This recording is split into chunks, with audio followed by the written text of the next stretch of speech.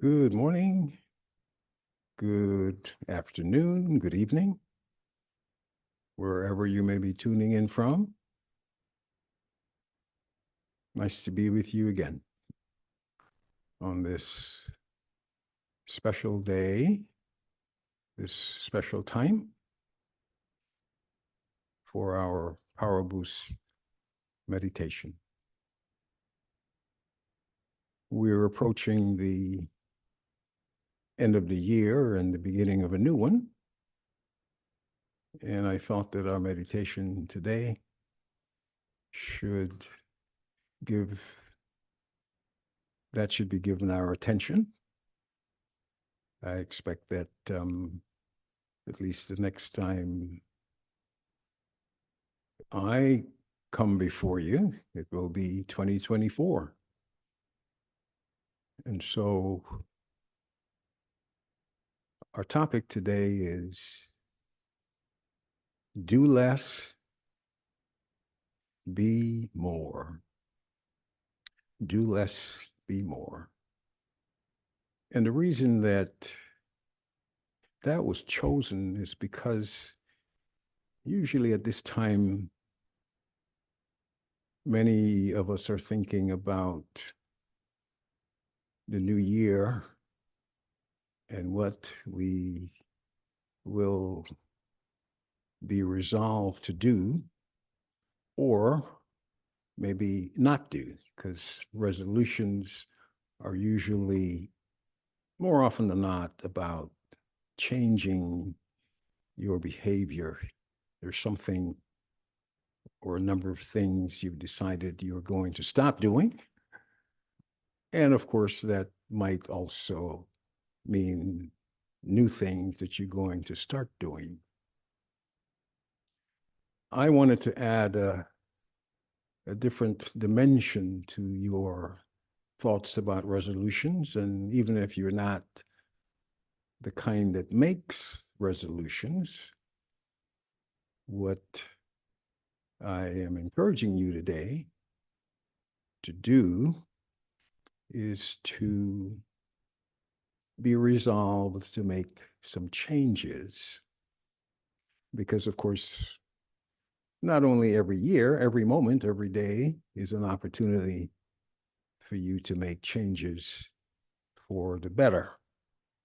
Changes for the worse, you don't usually plan, they just seem to happen.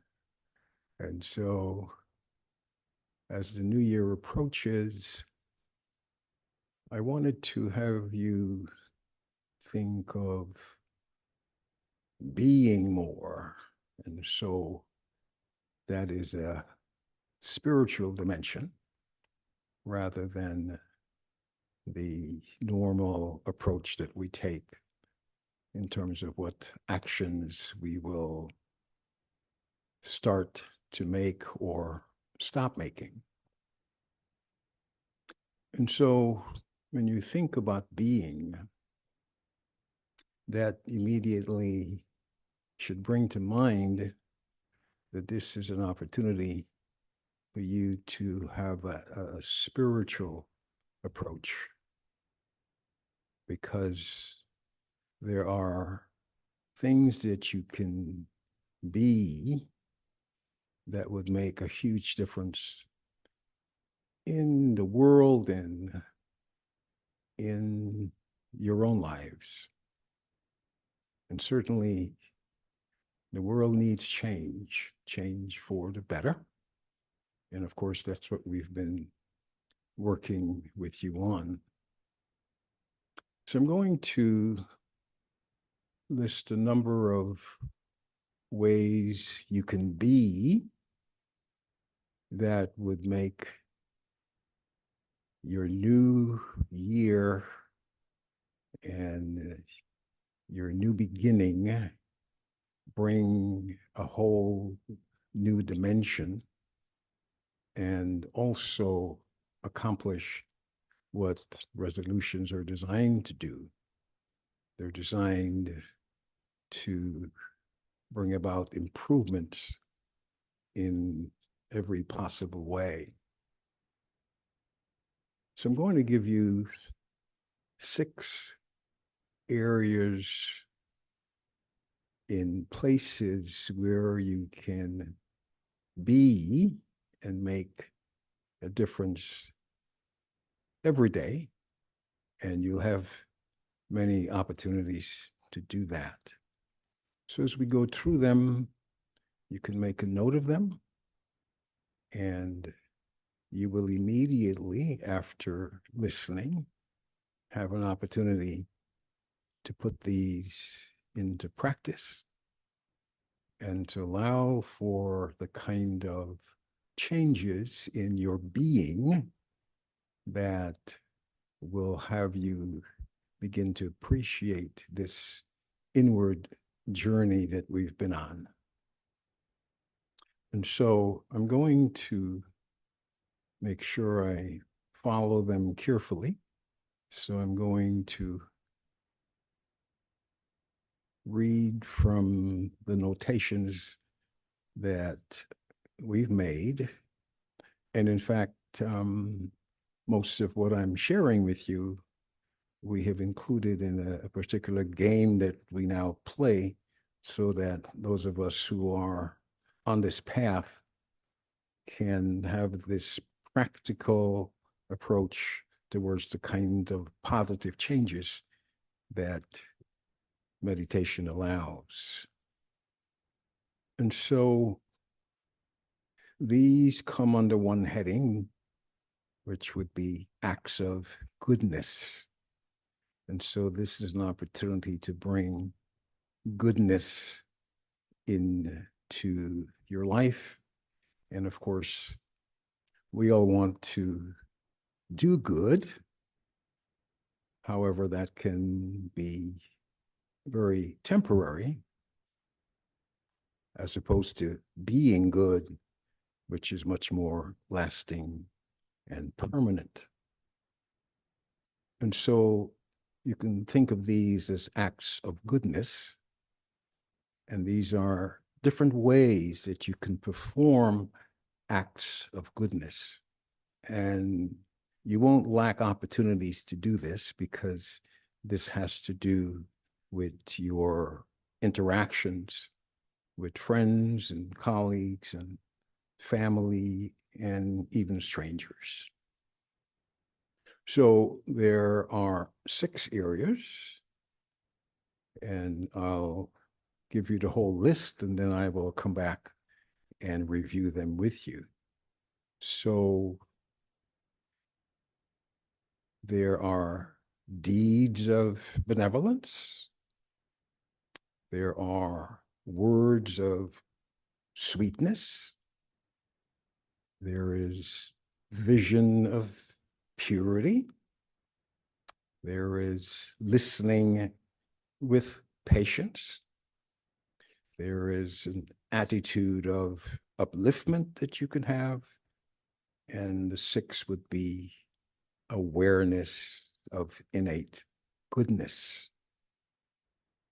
And so you will have any number of opportunities today and every day to perform some deed of benevolence that will benefit yourself and those around you and the world that we live in.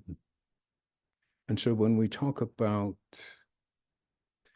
being, when we talk about being more, well, you can be more benevolent.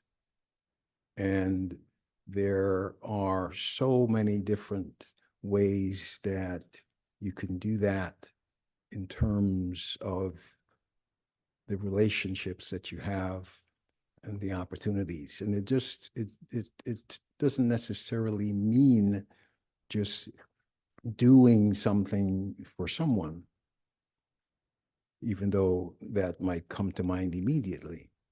But it could also mean that you will no longer be a certain way that is not contributing to that relationship or the environment that you're in.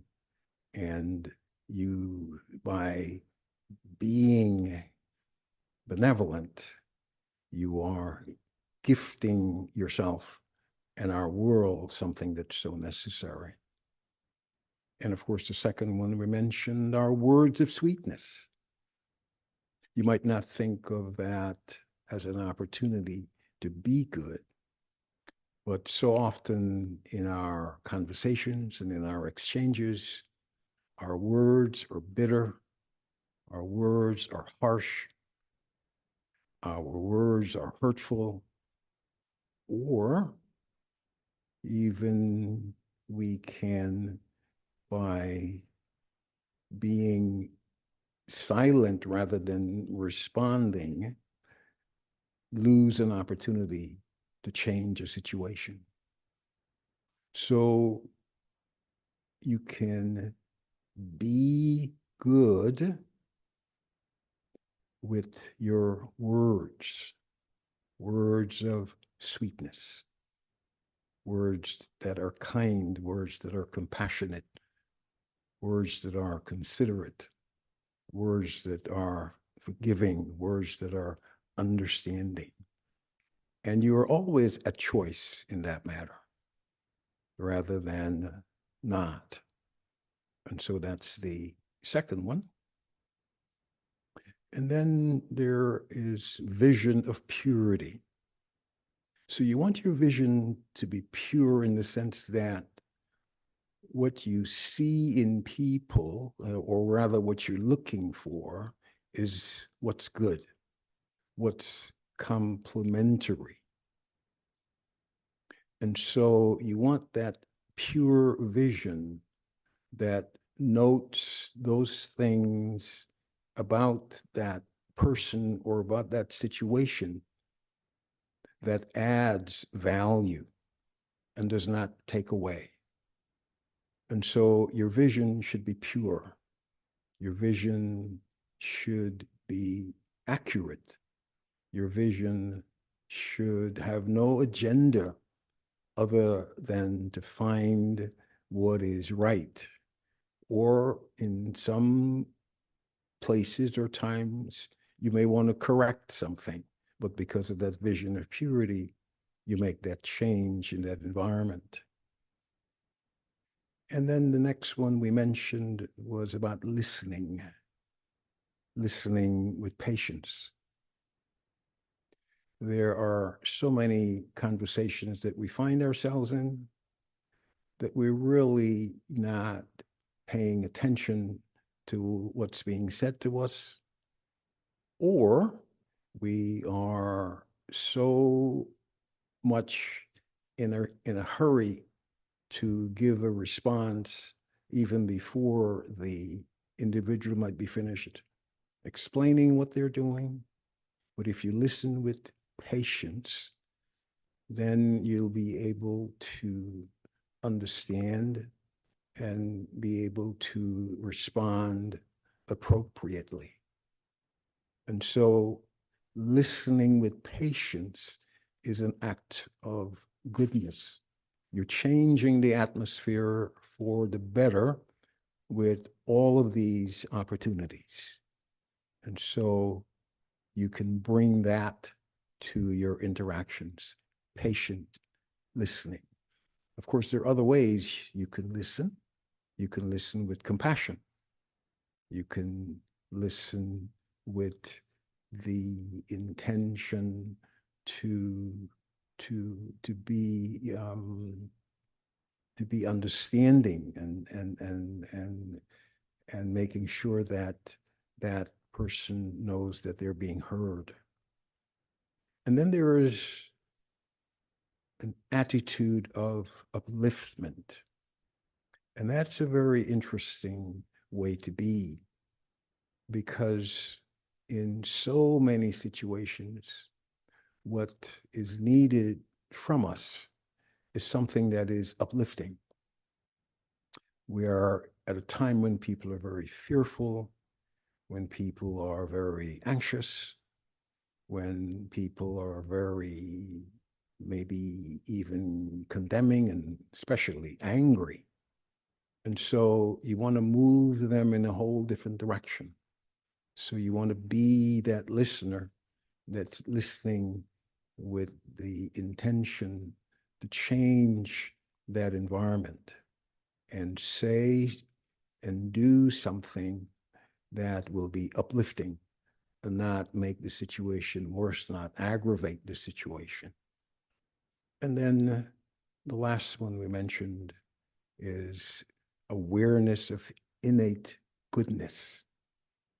So you want to be present to your own innate goodness.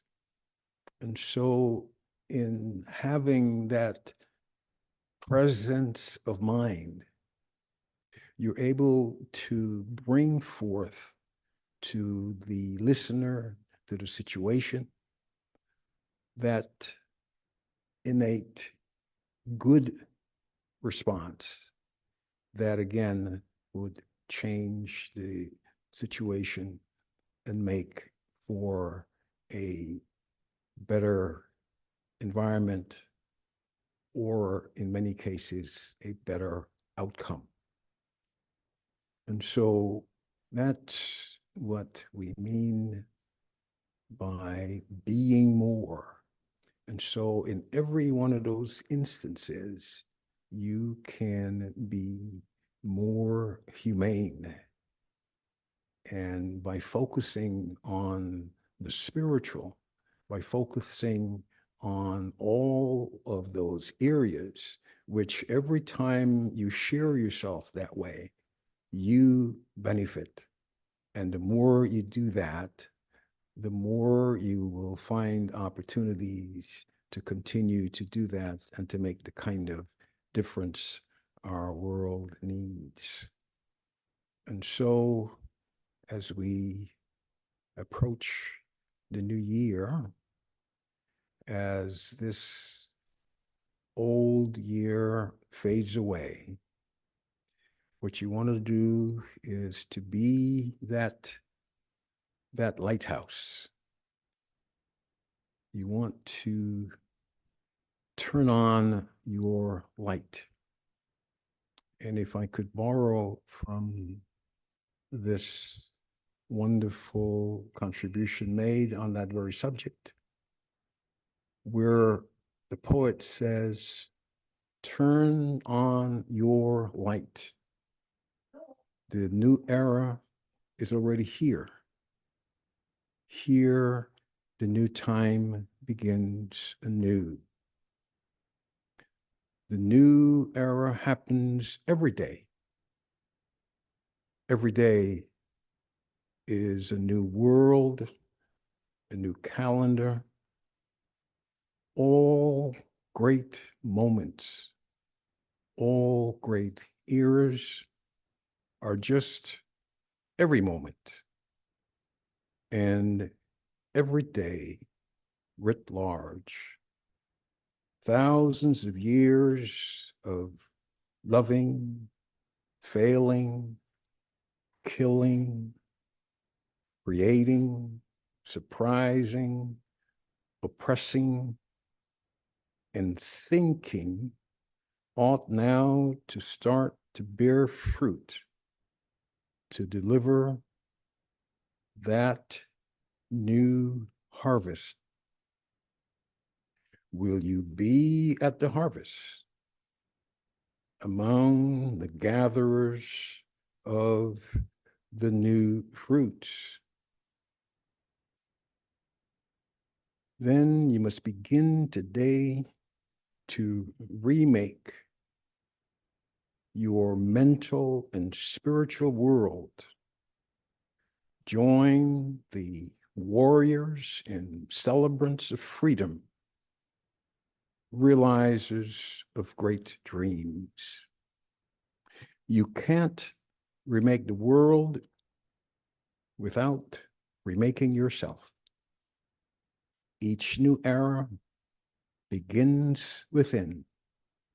It's an inward event with unsuspected possibilities for inner liberation. We could use it to turn on our inward lights.